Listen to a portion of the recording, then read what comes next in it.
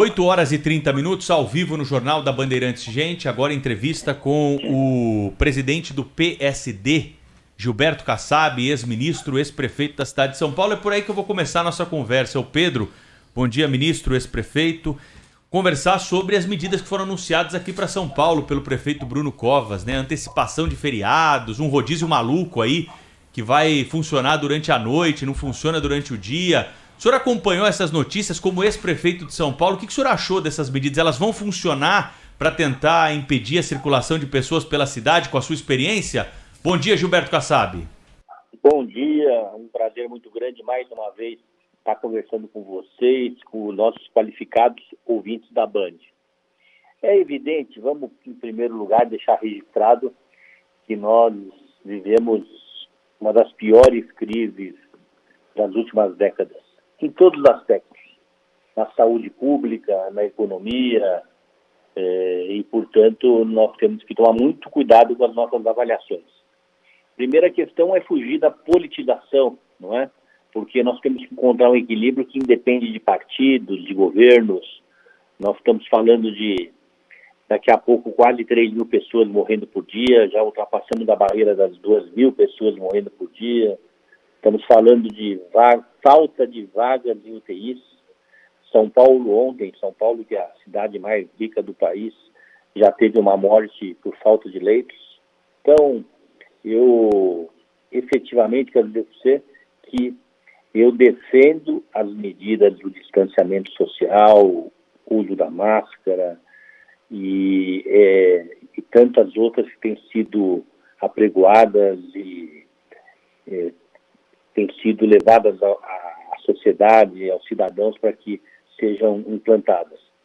Infelizmente, vamos aqui registrar, a população não está correspondendo, na sua grande parte, aos chamamentos. Isso é muito claro aqui no Brasil. Também vale registrar que essas medidas, elas tiveram resultado nos países que adotaram. Então, eu me associo àqueles que defendem as medidas de distanciamento social. O lockout, ou essas medidas radicais anunciadas ontem pela Prefeitura de São Paulo, elas são propostas no limite da gravidade. Eu entendo até que isso já foi aplicado no passado, aqui em São Paulo, quando nós antecipamos os feriados, e acabou dando certo. Nós recuperamos a capacidade dos nossos leitos. Essa medida visa recuperar a capacidade da nossa rede hospitalar, oferecer mais leitos para a população. Então, eu em relação à antecipação dos feriados, eu acho uma medida inteligente. O próprio comércio, a nossa economia, que precisa também encontrar caminhos de sobreviver, não apenas por si só, mas para os serviços possam continuar sendo oferecidos, em especial no campo da alimentação, da saúde, da educação. É uma proposta de equilíbrio, porque o feriado não vai haver no futuro. Nós estamos trazendo para cá, então não haveria no futuro o feriado de qualquer maneira. Então, em princípio, sem conhecer com profundidade os fundamentos técnicos da adoção dessas medidas, eu sou a favor. O que eu critico muito é que em nenhum momento há um diálogo mais profundo com os empreendedores, em especial com os profissionais e empresários do comércio, para que se ache um caminho, não apenas de sobrevivência, mas de manutenção dos serviços oferecidos. Em especial os pequenos, micros empreendedores, os profissionais autônomos, estão numa dificuldade muito grande. Não dá para comparar as medidas adotadas dos países ricos, como a Europa e Estados Unidos, cujos trabalhadores, em média, têm uma poupança que os permitem sobreviver, viver por 1, 2 anos sem trabalhar, com as pessoas que aqui vivem, que aqui moram no Brasil, sejam elas trabalhadores, microempresários, profissionais autônomos, que não têm poupança e que, em geral, trabalham de manhã para fazer o seu jantar. E nós todos, os ouvintes, e vocês que estão conosco aqui, Pedro, Cláudio, Caio Freitas, sabem que é a pura realidade. O país ainda é um país com muita pobreza. Então, nós temos que ir aonde os nossos empreendedores têm muitas dificuldades. Então, falta um diálogo mais sério, mais profundo. Porém, vale registrar que essas medidas são necessárias em algum momento, que nós estamos vivendo o pico da gravidade dessa pandemia, então nós não podemos negar isso. Ministro, bom dia. É que a gente percebe, né, que algumas medidas fazem a população, sobretudo aquela mais vulnerável, mais pobre, né, correr tanto o risco de sobrevivência quanto pela contaminação da Covid-19, né? Pessoas pobres, assim, o que também a gente fica, eu particularmente me impressiona, é o seguinte, são medidas adotadas, inclusive, por gestores públicos que, por terem sido eleitos, tinham que sentir o cheirinho de povo, né? Tinham que sentir as dores que o povo, sobretudo o mais simples, de fato sente. Eu vi, circula aí nas redes sociais, um vídeo de um vendedor de quiabo, lá pelo sotaque um baiano de Salvador, em que vendedor de quiabo, aquele que, sabe, mais simples possível, um carrinho de mão cheio de quiabo e eles percorrem as ruas vendendo o quiabo, que é um ingrediente indispensável para um dos mais saborosos pratos da culinária brasileira, que é o caruru. E aí ele para Pode e faz falar, já dá água na boca. Pois é. E ele faz um desabafo, né? Ele diz, nós não somos bandidos, né? Eu tenho que levar comida para casa. Ele diz assim, ele usa até expressões bem engraçadas, né? Bem ao estilo baiano. Ele diz assim, o relógio não pula de 11 horas para 1 hora da tarde. Né? No meio tem o meio-dia, e nessa hora as crianças choram de fome, a fome bate na barriga. Como é que eu vou fazer para atender a isso, né? Levar comida para casa? Então, assim, são relatos de pessoas muito simples e, de outro lado, a gente assiste assim uma compreensão maior de todos nós, né? De que somos de classe média, etc., que temos a vida ali, enfim, podemos enfrentar uma situação como essa de maneira menos dolorosa, né? Mas tem uma imensa maioria aí da população. Como é que faz essa gente para sobreviver, não é? Eu queria que o senhor falasse sobre isso. O senhor que já passou tantas vezes pelo teste das urnas, que já conviveu tanto inclusive com esse povão mais simples. Eu queria que o senhor falasse sobre isso, sobre a eventual falta de sensibilidade do gestor público em relação a essa gente. Olha, Cláudio, a tua abordagem ela é perfeita.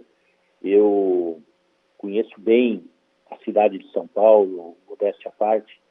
Eu fui vereador, fui secretário municipal, fui vice-prefeito, prefeito 2 vezes, e em todos os cargos que eu ocupei na vida pública, eu tive sempre uma atenção especial para a minha cidade, a cidade de São Paulo. Lá onde eu nasci, onde eu estudei na USP, eu posso dizer para você, como um profundo conhecedor de São Paulo, que a maior parte da população paulistana, ela não consegue passar o dia em casa.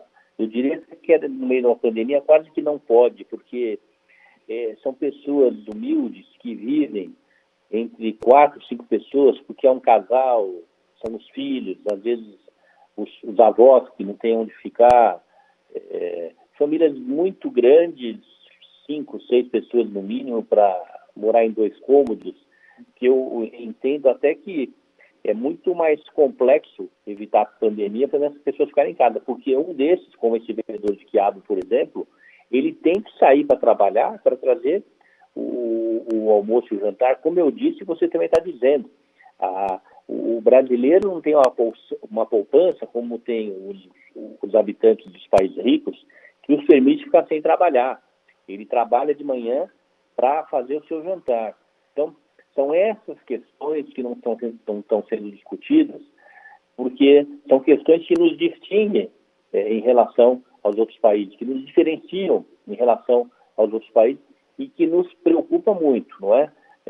Falta, na verdade, Cláudio Roberto, primeiro, um diálogo honesto entre aqueles que têm essa responsabilidade no país, que estão à frente do poder público, seja nos planos municipais, estaduais e federal. Eu não quero generalizar porque tem exceções, felizmente, e muitas, mas falta esse diálogo. Falta no Brasil, e outro dia eu assisti uma entrevista, se eu não me engano, do presidente do Senado, o senador Rodrigo Pacheco. E eu até eu vou pedir para a nossa bancada se associar a essa discussão.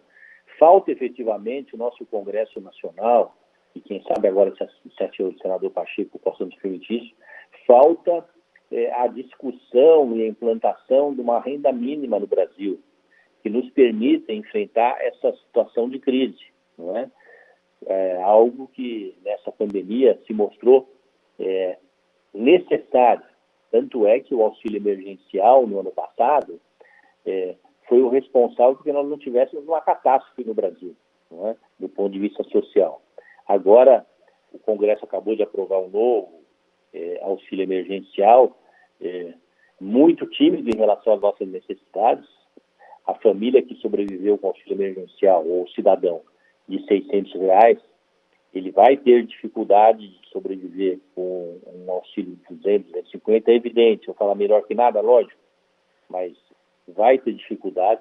Se nós tivéssemos uma renda mínima implantada no Brasil, nós teríamos, nessas situações de crise, sempre uma saída muito mais rápida, muito mais segura para a nossa economia, com recursos vinculados que garantissem a estabilidade da economia e a estabilidade social do país. Então, essa pandemia mostrou que estamos muito aquém do necessário em relação ao mínimo para ser oferecido, em especial, os cidadãos que estão numa situação de maior vulnerabilidade. Quem está com a gente aqui no Jornal Gente, ao vivo, é o ex-ministro, ex-prefeito de São Paulo, Gilberto Kassab, presidente nacional do PSD, partido hoje com uma bancada muito numerosa e uma das mais relevantes no Congresso Nacional. E aí, ministro, eu queria perguntar para o senhor qual é hoje, no termômetro que o senhor tem do clima político em Brasília, a temperatura na relação entre o Congresso Nacional e o presidente da República. Eu pergunto isso porque a eleição do presidente da Câmara e a eleição do presidente do Senado sinalizaram uma pacificação no relacionamento entre os dois poderes, mas nós temos tido nesse momento algumas declarações de deputados que fazem parte ali do centro político, mostrando que há também uma impaciência. Aliás, paciência foi justamente a palavra que o deputado Marcelo Ramos, vice-presidente da Câmara, usou. Não teremos paciência com ele, falando a respeito do novo ministro da Saúde. Qual que é o clima hoje nesse relacionamento que o senhor enxerga, ministro? A eleição dos novos presidentes da Câmara e do Senado, ela pode ser traduzida numa maior estabilidade nas relações do Legislativo com o Executivo. Até porque foram eleições quase consensuais.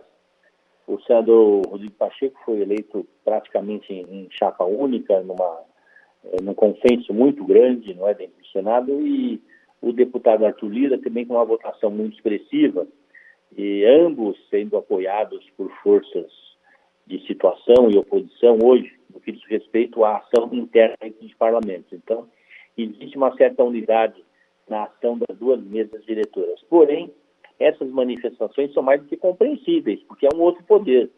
E na medida que a crise se agrava e a condução da crise está sob a responsabilidade do Poder Executivo, seria uma omissão do Poder Legislativo não se manifestar de uma maneira cada vez mais contundente, porque a situação está se agravando muito e o Legislativo pode ser penalizado por se omitir, no sentido de não apontar aquelas que possam ser ações equivocadas do governo, não é? Eu mesmo sou suspeito que desde o início da pandemia eu sempre entendi que o governo federal estava errando na condução da condução da pandemia. Como sempre enalteci alguns governos estaduais, como o próprio governo de São Paulo, no sentido da operação, da gestão, mas critiquei no sentido da condução política da questão. Nós tivemos uma politização do tema, nem os governos estaduais, nem o governo federal evitou essa politização, portanto, devemos penalizar ambos, e chegamos hoje a este momento tão difícil. Passado mais de um ano do início dessa pandemia, nós não temos esse entendimento, e isso não apenas vai custar, já está custando caro para o Brasil. É inadmissível que não tenha ocorrido esse entendimento, é inadmissível que essa politização continuou existindo, e quem está pagando o preço por isso são os brasileiros. todos eles, qualquer que seja a classe social. E teve mais um passo nessa história hoje, não é, ministro? Com a decisão do presidente Jair Bolsonaro de acionar governadores no Supremo Tribunal Federal contra medidas de circulação da quarentena. Como é que o senhor vê isso? Olha, tudo isso, independente da questão jurídica, reafirma a minha observação anterior de que há uma politização do tema. Não é possível qualquer que seja a medida adotada, não esteja sendo discutida num fórum composto por governadores, todos eles, os 27, num fórum composto pelo Poder Judiciário, o Poder Legislativo, o Presidente da República. É inadmissível. Talvez o Brasil seja o único país do mundo que não esteja fazendo isso, não é? Todos juntos, deixando de lado as suas divergências compreensíveis, naturais de uma democracia, mas que jamais poderiam prevalecer no enfrentamento de uma pandemia. Ex-prefeito, ex-ministro Gilberto Kassab, obrigado pela entrevista ao vivo à Rádio Bandeirantes mais uma vez. Bom trabalho, até uma próxima. Eu que agradeço e cumprimento vocês pelo excelente serviço que prestam junto a todos os brasileiros. Obrigado, ministro.